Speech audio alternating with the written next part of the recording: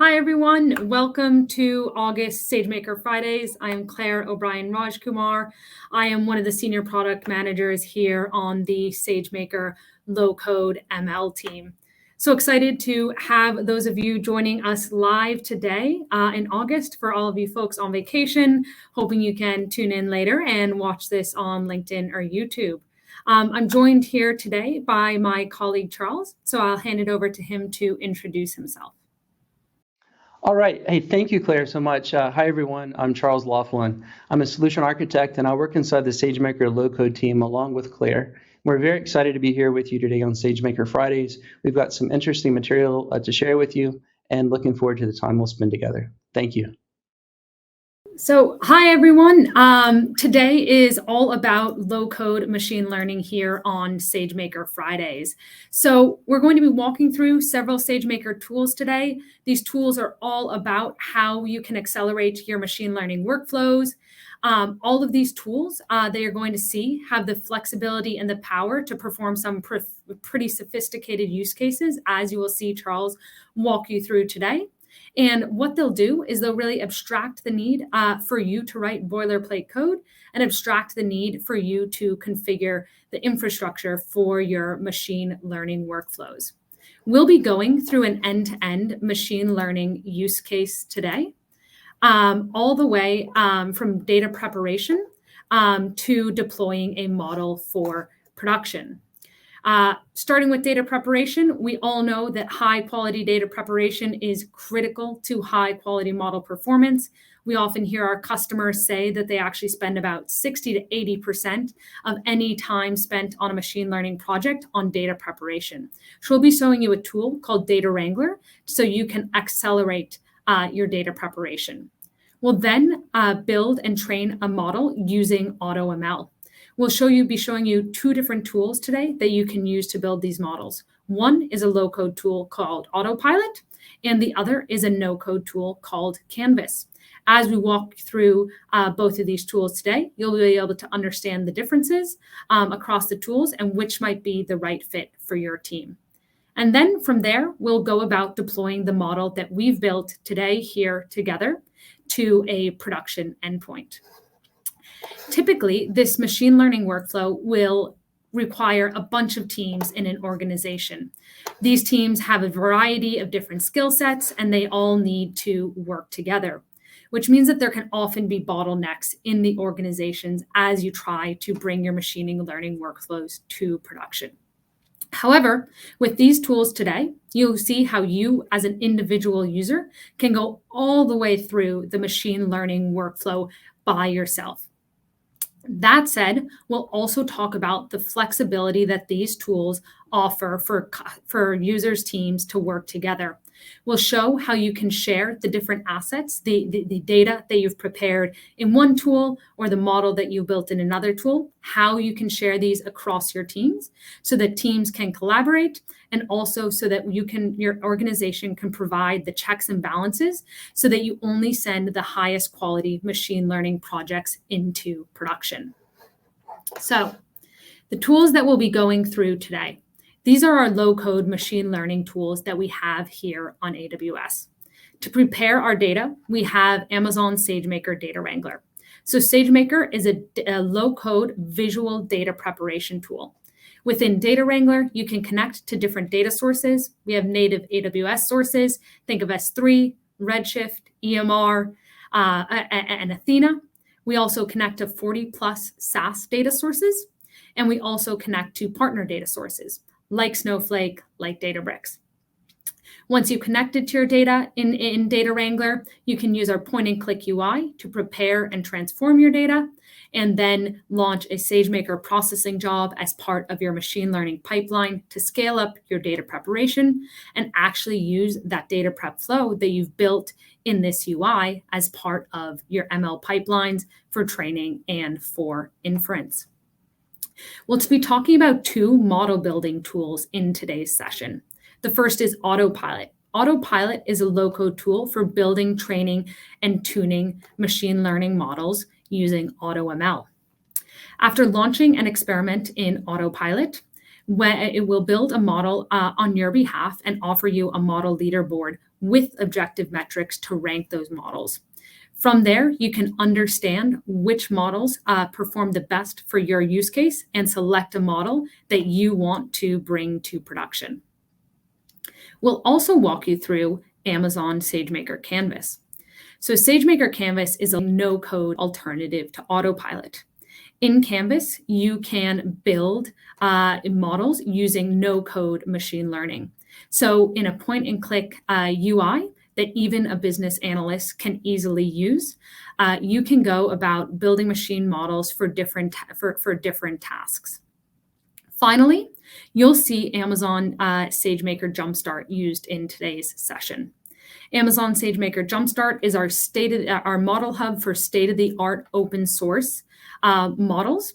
We'll be using one of the models from JumpStart as part of our use case today. So all of these tools that we've just walked through and that we'll be going really deep in today are to help you accelerate your machine learning workflow. Again, we do this by removing the need to write boilerplate code and also removing the need to configure AWS resources. Configuring these AWS resources often slows you down if you aren't familiar and often creates a reliance on neighboring teams that can hold you back from getting started on your machine learning project. Secondly, you'll see that all of these tools are open and customizable. So you'll see how you can pivot between a low-code or even a no-code approach with SageMaker Canvas and a pro-code approach. This allows different teams with different preferences on the level of code that they want to use, and often the level of code that they're already familiar with, allows all of these teams to collaborate on projects together using the same set of tools. Finally, all of these tools are appropriate for advanced and new ML practitioners. In Charles's use case, you'll see how sophisticated so you'll see the level of sophistication that these tools can reach, but you'll also see how they remain very accessible to new machine learning practitioners. So with that, let me hand it over to Charles to set the stage for the use case that he'll be walking us through today. Thank you, Claire. Okay, what we're going to be sharing today is a kind of a modern approach using foundational models to a 50-year-old classic example of training machine learning. There's a famous example called the Boston Housing Dataset, which is a good way for people to learn how to use machine learning, whether you're a student or whether you're a professional trying to grow your expertise in machine learning. That Boston Housing Dataset's likely something that you've seen before. So what we're going to show today is the ability to use the myriad of tools in the SageMaker suite that include JumpStart, that include Datawrangler, and ultimately include Autopilot and Canvas. We're going to use these tools and give you a fresh modern approach using foundational models to train a better housing prediction model than would be available without images. The reason we're using images is because today businesses and individuals are creating more data than ever. There's this rich digital exhaust. There's a lot of information held up in that data. So the idea here today we'll be showing is the ability to take tabular data, the thing that you would expect, and then blend it together with assets that you may have, such as image data, and learn more about the properties and develop a better estimate for the price of the home. This slide is meant to show the architecture for what we'll be walking through today. I'll guide your eyes here to the bottom on the left where we have Amazon S3. That's our simple storage service platform. And the idea here is on that platform, on S3, we're going to have the tabular data of housing information, the things that you would normally expect. Things like the number of bedrooms, the number of bathrooms, the size of the property in square footage, the location of the property, and of course the price, and so forth. The other thing that's going to live here on S3 are images of the property. We've got several images of each home that include the images from the kitchen, an image of the bathroom, the exterior of the home, and so forth. And we will be using Datawrangler to orchestrate this. In other words, we'll be using Datawrangler to take all this information, this multimodal data in, and then be able to submit that to backend services in the AWS environment. And these include a foundational model that we'll deploy. There's going to be a couple of them. There'll be a vector embedding model that will be deployed from JumpStart. Effectively there, what we'll be able to do is to look for similarity or dissimilarity among pictures.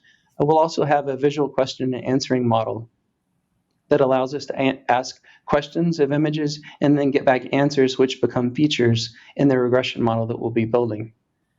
We also highlight the ability to use Amazon Location Service today, and this will geocode our data. We'll convert the US postal code into lat-long coordinates. And this is really meant to show you here, this image is meant to show you kind of the art of possible. It doesn't end with what you see. We have more than 200 services here at AWS. So the idea is that Datawrangler can be that bridge and help orchestrate calls into a myriad of backend services that exist in AWS, or as shown, also a custom endpoint. So this may be something unique that you've built as well. And that may live on AWS or it may live on premises. So there's lots of opportunity here. Ultimately, what happens during this flow is Datawrangler will enrich the data and it will produce a prepared output set also on S3. And then from there, we will use Autopilot to do training today. And then there is a potential that if you like that model, that you can deploy it for batch inference. For example, you might want to get predictions on 1 million homes in one shot, or you might want to stand up an endpoint where you can get predictions on a one-to-one basis as you need in real time. In addition to Autopilot today, we will also be using Canvas. It's not shown here, but Canvas will also be shown to build and also to deploy a model for inference. Okay, the last slide here before we get into the demo. Really, this is just meant to show you exactly kind of what's happening behind the scene. So we have a picture here, right, of a kitchen. And if you think about that, there's a lot of questions you could ask about that kitchen yourself, and to be able to maybe estimate the home price a little bit closer to actual. So here's some examples. And the idea here is that we've taken a model off of Hugging Face, one of our partners. They have this open source repository. The last I looked, there were more than 200,000 models available there. So the idea is that you can deploy a model. Here it's Hugging Face. It could be a model that you build on your own. It doesn't have to come from that repo. But the idea is that we're going to have a computer vision task called Visual Question and Answering, where you submit a question and the picture, and you ask a question in a natural language, and you also get back, interestingly enough, an answer that's also makes sense. So for example here, what are the countertops made of? We can see marble. There's also other valid answers that come back depending on the picture, such as tile and formica and granite and so forth and so on. Really, this is sky's the limit. You have obviously your own domain. You're going to have a different set of images and use cases, but it's up to you to ask the questions. Think about what you want to get from the data. And maybe some of these images will be helpful to build the regression model, and maybe some will not, but that's a part of the feature engineering process that we'll be covering ahead. Thanks so much, Charles. So I just want to give a quick view into the recent launches in SageMaker Datawrangler. I'm sure that some of you folks on the call here today are familiar with the tool, but we've been bringing out lots of new exciting additions and improvements over the last few months. So one of those areas of improvement is new data sources in SageMaker Datawrangler. Back in Q4 of 2022, we launched an integration with Amazon AppFlow. Through this integration, you have access to 40 plus different SaaS data sources, including from SaaS sources such as Salesforce, Slack, and Datadog. We also launched an integration with EMR. So through the Datawrangler interface, you can query data that has been processed using EMR and bring that into Datawrangler for finer-grained, last-mile data preparation for your machine learning use cases. And then finally, we've enhanced our integration with Snowflake.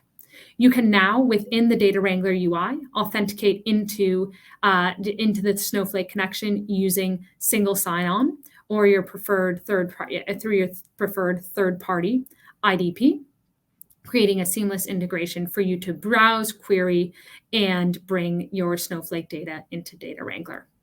Along with that, we've also launched a direct data connection with Snowflake. So when using your Snowflake data in Datawrangler, we no longer create a copy of the data. What we do now is materialize the data in memory, and your Snowflake data no longer persists beyond the SageMaker Datawrangler session. This means that through Datawrangler, there is a way to directly access and use your Snowflake data on SageMaker with no durable data copy created. We've also launched support for new data types in Datawrangler. Firstly, we've launched support for image data. So this allows you to import image data from S3 and pre-process image data for CV use cases in Datawrangler. We've also launched support for text data through our custom transformations within Datawrangler. We support the NLTK library so that you can author custom transformations to process text data for NLP use cases. So back to you, Charles, to show us more of Datawrangler. Thank you, Claire, for sharing those product updates with us. I'm just about to show our audience how to use the image data that you just talked about in this demo ahead. And I'm very excited now to get us started with our demo, the one that we promised you a little bit earlier. I'm actually starting with the AWS console. In my browser, I've already taken care to log on to the AWS console just ahead of this demo. And the first thing that we're going to do is to move over to one of our services called Amazon SageMaker. Now, in this case, my console, I've already been over to Amazon SageMaker, so it's part of the recently visited services. But if that's not the case for your AWS console, you can locate SageMaker by going to the search bar up top and just start to type SageMaker. And the service will find this for you. You simply click on SageMaker there, and it will move you over to the service. Once into SageMaker, you're going to, today for what we're working on with Autopilot and JumpStart and with Datawrangler, these are all located in Studio, in SageMaker Studio. So here in the left-hand pane, I'm clicking on Studio. I get a list of the profiles. This is essentially your user profiles, and I've set one up today called SageMaker Fridays. Here, I'll just go ahead and click on Open Studio, which will launch it, and here we go. Now, once we're in Studio, just to let you know here's where you can locate Datawrangler. I've also expanded the window to show JumpStart. And this is where we'll start talking. JumpStart is, think of it as a catalog, providing pre-trained open source models for a wide range of problem types. The idea literally is to give you a jump start. So that's to cause you fewer steps, ease the friction, and expedite your outcome, compared to having to write all the code and deploy all the infrastructure on your own. So within the JumpStart catalog here, we can see different kinds of problem types and different kinds of models. So for example, there's foundational models that do text generation. There are also a myriad of image generation foundational models, 100 of these, vision models, and so forth. So if we think about our use case that we're working on, where we're going to estimate value of home based on images, there's a technique, it's called embedding or vectors. And so there's a model built specifically for that one. There's a few to choose from here.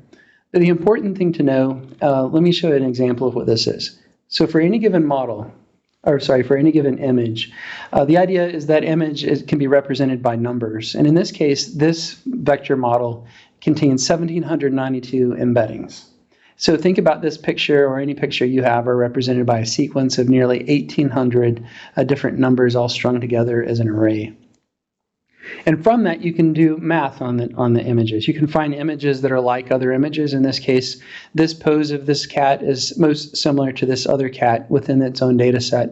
And the same, these dogs, the way they're positioned, the shape, etc., is the most similar one. So these vector embeddings allow you to look for items that are similar and dissimilar. We can follow this up with a clustering algorithm that puts images that are similar together also in the same categories. And potentially, when it comes to the regression model we're building, that could lead to a better outcome by putting all images of similar kitchens together, or putting an image that's not even kitchen related, tossing it away as an outlier, so to speak. But that's just an idea, and I'd like to show you now how to deploy one of these using JumpStart. Simply, for the model you've chosen, you would indicate the kind of hardware that you want allocated to it. And there's a list available here, and these lists are matched to that model's need. In this case, it can be from a smaller to a larger GPU. You can also deploy this one out on a CPU-based endpoint if you desire to do that, based on your need. But generally speaking, it's easy to deploy these with just a few clicks, and I'll just click Deploy down here. Now, it does say it's taking a few minutes to do that. And while that's launching, we'll move over now to Datawrangler. Ultimately, I will be making use of this endpoint inside of Datawrangler. And back to you, Claire. The last launch from the Datawrangler team that I wanted to mention is our data prep widget that lives within Studio Notebooks. So while many of you might be familiar today with the Datawrangler app that lives within SageMaker Studio, and that's where we'll be spending our time in the presentation today, we also launched a data prep widget in Studio Notebooks. So this allows you to visualize and apply one-click transformations in Studio Notebooks while remaining in the notebook experience. Okay, now here we are in Datawrangler, and effectively there's a flow that I've already built ahead of time, so that you didn't have to watch each one of these built individually, just to kind of for time compression. But what I'd like to show here is this is where we're actually going to take these images that live on S3, and we're going to start to turn them into features that help with our regression model task that we have at hand. And here we're looking at just a sampling of these images that exist on S3. They're all being brought in here. I just wanted to show you what they look like visually. And then we can apply a couple different models to them. One of them is that vector model that we were just looking at. Here, effectively, we've got some code, which, by the way, with Datawrangler, there's lots of libraries built into it already. So this PySpark libraries for clustering, as well as sklearn and other kinds of libraries already preloaded here. But what I'm showing you with just a few lines of code, 20 lines of code here, is the ability to take that image, pass it through here from Datawrangler as a client over to a SageMaker hosted endpoint, the one we just deployed with JumpStart. And we're able to get back those feature embeddings for these images. And then further, we're able to take those and do a k-means cluster. So now we start to assign these into clusters. So these are the images that are most like other images. And again, here you might do things like look at the population of each cluster to determine maybe there's an outlier. You can also use k nearest neighbors if you want to look at similarity scores and so forth. And then finally, just as art of possible, I would leave you with the idea that you can take these vectors and you can park them into a vector store, a database, so that later on you can find images that are similar or dissimilar. And by the way, this also works with language as well. That's a very common thing to be able to do semantic searches on language documents. So this is just, again, art of possible using those JumpStart model. Next, what I'd like to show you is the ability to use a different kind of model, the visual question and answering model, the one that I covered in the slide deck earlier. So here I'll go ahead and double click on this icon. And what this is showing is we've got a different SageMaker endpoint that has a different kind of model, the one set up for visual question and answering. And by the way, this model did come from Hugging Face, but I did not deploy this one on JumpStart, just to show you that there is the capability to deploy JumpStart models and otherwise, including your own models that you build from zero. But the idea here is that with this visual question and answering, and the slide kind of talked about this, but we have the question that we want to ask about the picture and then the response that comes back. So here's a set of pairs, and effectively what we have here now is our example of tabular data that comes back. So we've got the property index, and then we've got these are the kitchen scenes, and we've got the different questions and answers. So for example, these are all granite or wood and so forth. But that's just one room. There are other rooms too. There's external pictures of the home. There's bedroom and so forth. So what we're able to do is to join all these together, and we're able to look at attributes of the bedroom, of the kitchens and the bathrooms and exteriors. Ultimately, this could be hundreds of features, and your job as a data scientist, as a data engineer, would be able to rule in and rule out features that are ultimately going to be useful for building a model.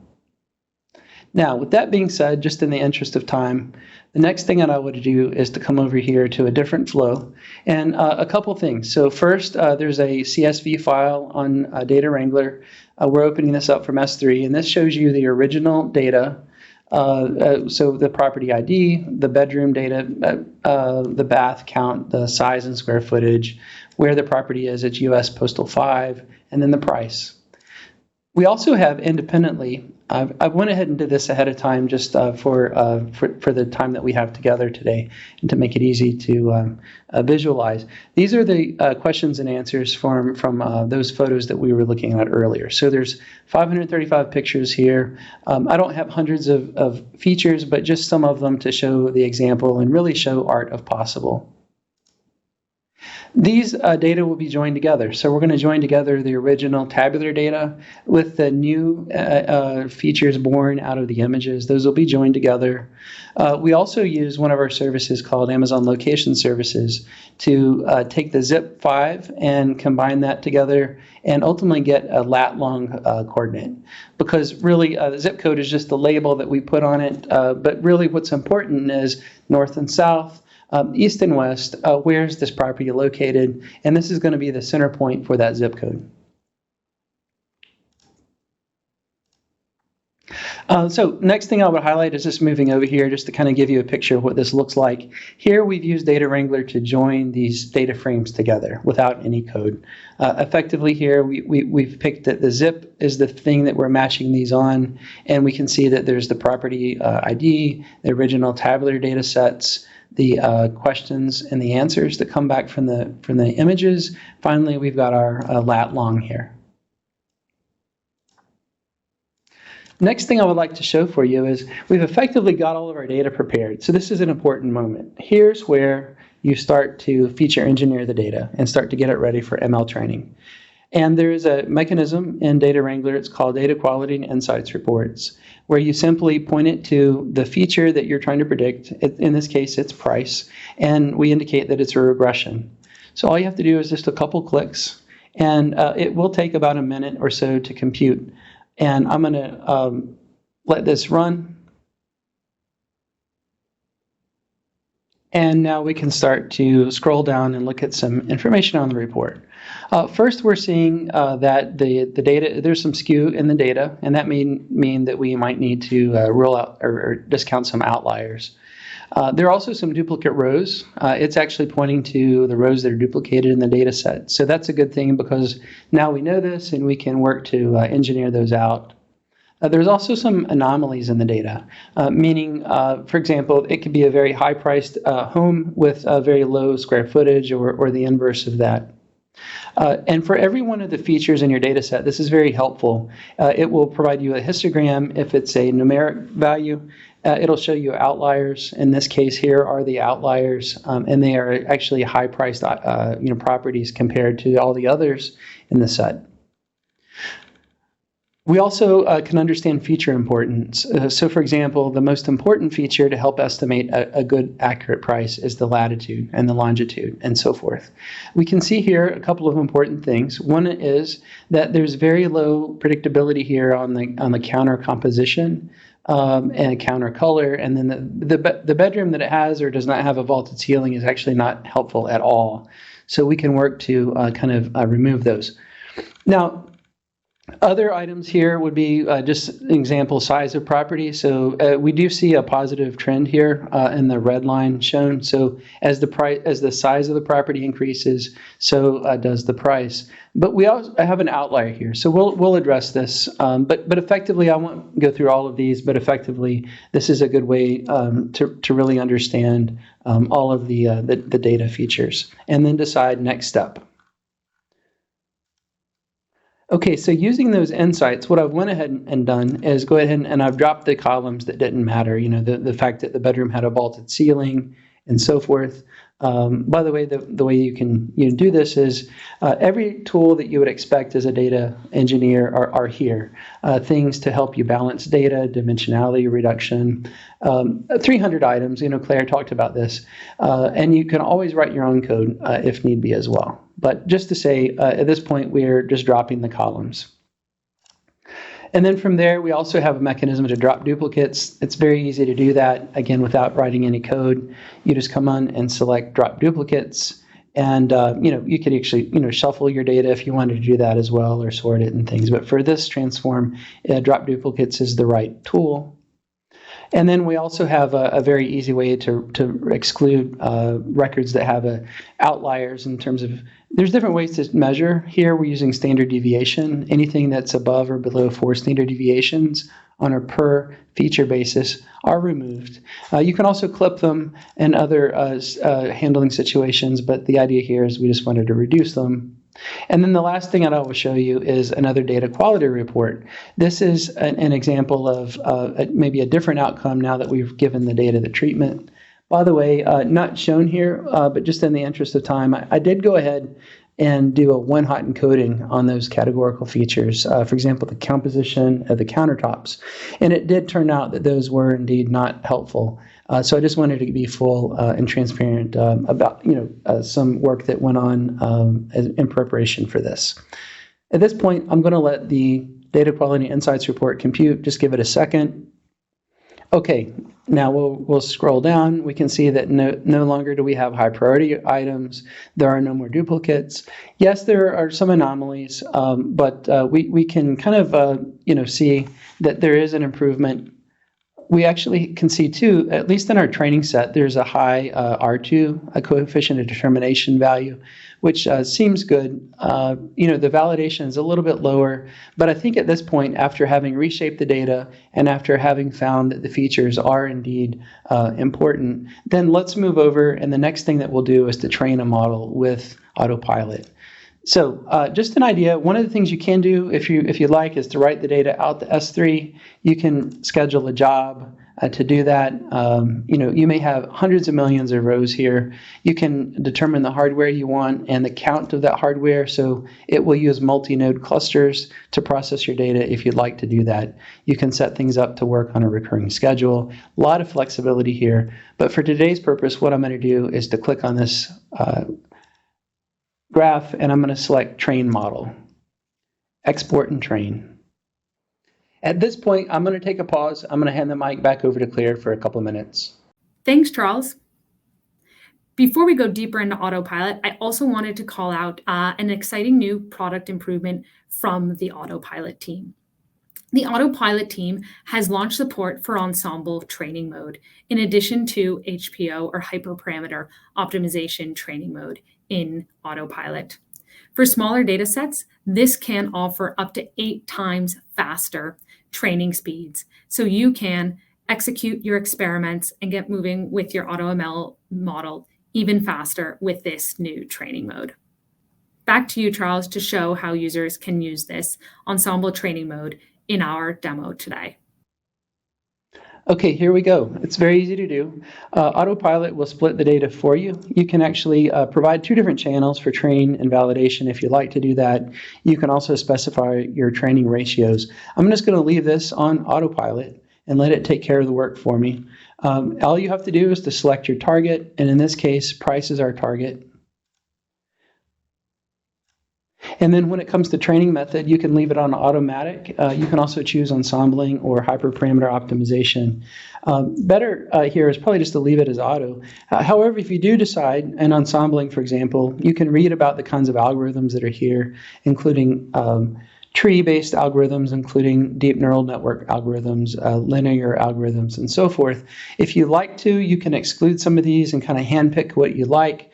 For today's purpose, I'm just going to leave this on full autopilot and click on the deployment selection. If you like, when autopilot's running, by the way, this experiment, it'll run hundreds of experiments on your behalf and give you full transparency to the outcome. If you like, you can actually set this to auto deploy. That way you've got a hosted endpoint without having to write any code. And so it's very easy to go forward, just going to review and then create experiment. All right, so at this point, it'll go out, as it says, generate about 250 models. It can take some time to complete, but it's going to do a lot of this work here and ultimately give you a leaderboard. Now, rather than wait on this to work now, I went ahead and did one of these ahead of time. And effectively what it's done is generate 100 different models. And for each one of the models within Autopilot, you can click on a model. Like here's a model that had a high RMSE score of 841K. I can open that model and see what this model was made of. It was a multi-layer perceptron model. However, it kind of underperformed. It wasn't one of the leading models. Ultimately, the leading model here was this model that turned out to be an XGBoost model. For the model that's the leader, you can look at feature importance. You can also get statistics about the model in terms of loss metrics and so forth. And you're able to have access to the model artifact, look at the hyperparameters that were used to train the model and so forth. But at this point, what you can do is for that model, you can share that model over to Canvas. So for your Canvas business users, you're able to give them a model. All they need to do then is bring their data and in the shape that the model is expecting, and they can get inference, or you can choose to deploy the model. If you choose to deploy the model, there's two modes. First is batch predictions. In this batch prediction mechanism, you're going to stand up an infrastructure temporarily. You're going to give it a compute power and a number of instances. You're going to tell it where the input data is and where the output data would go. And where you've got one record to predict or 1 million records or anything in between, that would be a way that you can get those batch predictions as one run. You can also set up real-time predictions. And then here, what you can allocate is hardware of a certain size and a certain quantity. Really nice features you can actually save for audit purposes. You can save the requests to your API and the responses independently. And you can also do these in terms of sampling. And so if you want to do quality assurance or detect drift and things like that against the model, this solution allows you to do that. Finally, the thing I would like to show last is a notebook. And so in this scenario, I went ahead and I stood up a SageMaker autopilot endpoint, and now we can actually provide inference against it. So here in Python, I'm going to say that I want to use the SageMaker runtime library. I have an endpoint name called SageMaker Fridays. And then this is an example of the data that will be provided to it. So it's CSV data, the bedroom, the bathroom count, the size, etc. And we can feed that data in and then make a real-time prediction. And based on these attributes of the home, its location and such, and that it is an expensive bathroom, we can see that the value is $182,000. If you'd like to know, well, what if the bathroom's not expensive? You can change that to a no, and then go ahead and run that. And you can see that the value of that home decreased by about $11,000. All right. That just completes our segment on SageMaker Autopilot.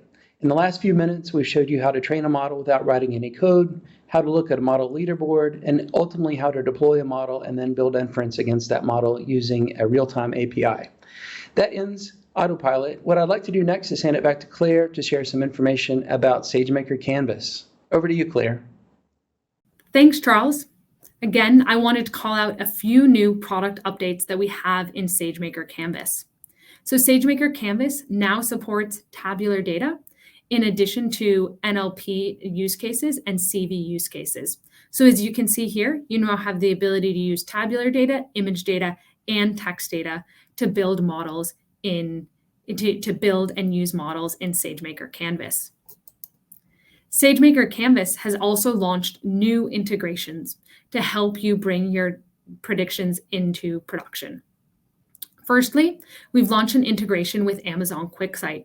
So now you can export the predictions from SageMaker Canvas to visualize them in Amazon QuickSight and allow users across your organization to absorb those predictions as QuickSight visualizations.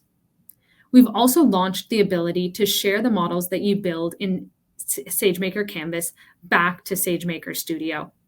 By sharing these models back to SageMaker Studio, you can deploy them to SageMaker Endpoint for production use cases, and as you register these models to SageMaker Model Registry. So back to you, Charles. Okay, now to get to Canvas, the way you can do that is also back at the AWS console inside the SageMaker service, just like for earlier when we did Studio, except here Canvas, you just select it from the pane. It's also called SageMaker Fridays, and I'll open Canvas. Okay, so when you come into Canvas, there are plenty of ready-to-serve models that rely on other AWS services, things in the realm of computer vision and natural language processing and so forth. But likely, this is your own use case, so what we'll be doing is actually training a new model right here in Canvas. I did show you this earlier, which is the ability to take data in and share that model from Autopilot, share this over so that your business user can go ahead and have a model that's a shared model ready to serve. Here, though, we're going to just start from zero, and I'll show you the process to bring data in, and we'll call this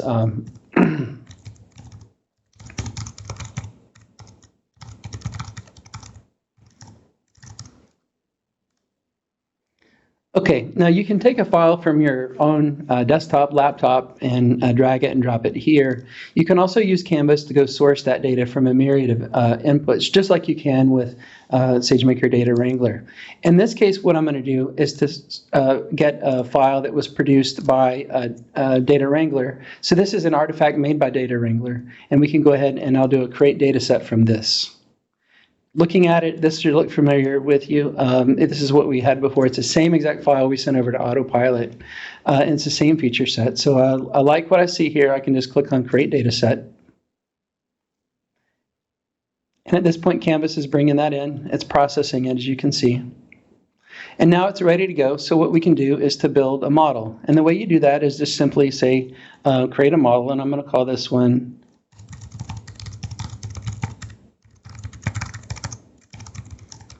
also with SageMaker Fridays. You can build models, in the text domain, images domain, computer vision. And for today, we'll do predictive analysis here for tabular data.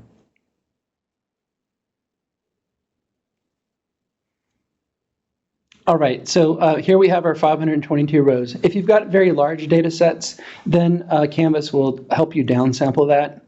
All we really need to do is to select the target variable, the dependent variable that we want to predict. And at that point, you can do a number of things. Say, for example, maybe you don't want to have this feature in your data. You can definitely drop things here. There are some analytics that you can do here. In the fullness of time, today I won't be able to show you everything that Canvas can do, but I do want to show you how easy it is to go build a model. All you have to do is do a quick build. Start quick build. Now, it'll give you some feedback here based on your data set, and it's telling me here it's 2 to 15 minutes is the expected time. However, given that our short time together today, I've went ahead and run one of these ahead of time. So I like to hop over there rather than wait 15 minutes now. So here we have the model that I created just prior. So imagine that we did take 15 minutes and let us run out. This is the feedback that Canvas would give you in terms of the analysis that comes back with. So feature by feature, we have the ability to look at the relationship of that feature to the data. Here what we see is longitude. So these properties are in California. These are properties right next to the ocean, so they are higher priced. And as you get further away from the coast, perhaps here there's either an absence of properties or maybe there's a mountain or something else, but there is a little gap, and then there's a community over here. So this is looking, just how the data falls physically. We see here that there appears to be a positive line, a positive trend. So as the house gets larger, so does the price. And the same story could be told for all of them. So, for example, if we ask if the kitchen is expensive, in the cases where no, that adds a negative 30,000 skew or coefficient to this model. And in the case where the kitchen is expensive, it adds a $12,000 plus bias. So about a $40,000 difference between these two, all other things being equal. I'll go ahead and click on this tab called Scoring. And I'll also click on Advanced Metrics. I think this is a really important view. What this shows us is that most of the data points here do kind of tend to cluster, but the point of this is looking at residuals, looking at errors. Yeah, there's a lot of points here that are not predicted well. They are far apart from the actual. In this case, this home was at 449,000, but we predicted 314,000. So there is a difference on these, and we can look here and we can see the R-squared, the coefficient of determination, is only at 58%. Then what this means is there's still information out there that we don't have in our model, such as is there a pool on the property, or how many acres, what's the size of the property, and what is the quality of the school district, et cetera, et cetera. The important thing I would leave you with here is that using these residuals is a really good way to discover maybe what's missing in your model. If you want to go from V1 to a V2 to a V3 model over time. Now, the last thing that I'll leave you with is the ability, just like we did with Autopilot and using that notebook, I'd like to show you here how you can get predictions on your data. You can also do this on batch predictions. So, for example, you can point it to a data set that exists and get predictions for the whole set. You can set up a triggering mechanism. So every time you, for example, upload a file to S3, it can automatically generate predictions for you. But for today, I'll actually select a single prediction. And what we're able to do here is to simulate, given a set of values for a home, what would that home be worth? So in this case, based on all these values, that it is an expensive kitchen and so forth, we can see that the estimated home value here is $184K. Well, what if we were to add, 1,000 square foot to the property? We can see the outcome of that. And this may be helpful if you're a realtor or if you're doing insurance and underwriting properties, these kinds of things. So based on a little bit larger footage here, we can see that the house price does increase. Maybe we add another bathroom to it as well. We can see that that would increase the price as well, and so forth. So just wanted to leave you with this, just to show you how in a few clicks, without writing any code, we were able to use Canvas to build a model and also really richly understand the model, to understand what makes it a good model and so forth. I hope you found this useful, and I'll turn this back. Thank you. Thank you so much, everyone who joined us here today. And thank you so much, Charles, for walking us through all of these products here today through SageMaker Datawrangler, Canvas, Autopilot, JumpStart. It's been fantastic to see the breadth of capabilities that we have here as part of our low-code toolset on Amazon SageMaker. So please go ahead and get started with these products. You can see here on the screen a link to all of our onboarding tutorials that will walk you through initial use cases, give you a quick walkthrough of the products, and help you get started using these low-code tools. So once again, thanks for joining us for this SageMaker Friday.